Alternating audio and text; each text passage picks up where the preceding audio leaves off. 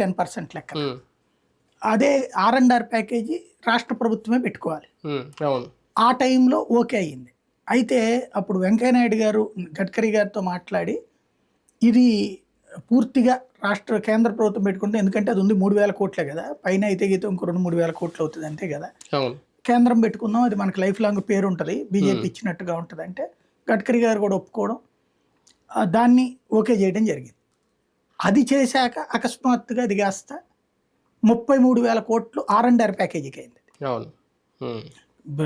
Project cost కంటే కూడా ఇది 3 రెట్లు ఎక్కువైంది. పునరావాసానికి ఎక్కువైపోతుంది. అక్కడ నుంచి అసలు వివాదం వచ్చింది.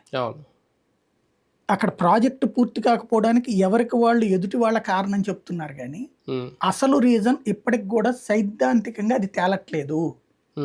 ఏంటి అంటే R&R ప్యాకేజీ కింద ఇచ్చే అది డబ్బులు ఇవ్వకుండా ప్రాజెక్టు పూర్తి చేయలేరు. ప్రాజెక్టు పూర్తి చేస్తే R&R ఇవ్వాలా.